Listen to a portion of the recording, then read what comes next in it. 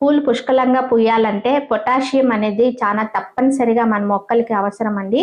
ముందు మొక్కలు ఏపుగా పెరగడానికి పెరిగే దశలో ఎన్‌పీకే అనేది చాలా అవసరం అన్నమాట. అంతేగాకుండా పూత సమయంలో పొటాషియం మరియు సూక్ష్మ పోషకాలు బాగా మనము అందించాలి.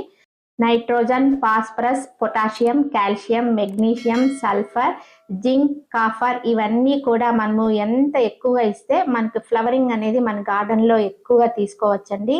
మెయిన్‌గా ఫాస్ఫరస్ అనేది చాలా అవసరము. ఫ్లవరింగ్ ఇలా ఎక్కువగా రావాలంటే మనము అప్పుడప్పుడు ద్రావకాలని మన ఇంట్లో దొరికే వస్తువులతోనే తయారు చేసుకొని చాలా ఈజీగా ఇవ్వచ్చండి. ఇవి బియ్యం కడిగిన నీళ్ళలో ఇలా బనానా పీల్స్ మనము బాగా డైల్యూట్ చేసేసి ఫర్మెంటేట్ చేసి ఇచ్చామనుకోండి, ఫ్లవరింగ్ అనేది అంత ఎక్కువగా తీసుకోవచ్చు. అసలు మనం ఏమీ అందించకుండా, ఏమి ఇవ్వకుండా అప్పుడప్పుడు ఏదో ఒకటి కంపోస్ట్, వర్మీ కంపోస్ట్ గాని, ఆవు పేడ గాని ఇచ్చేసి అయిపోయిందా పూలొచ్చేస్తాయి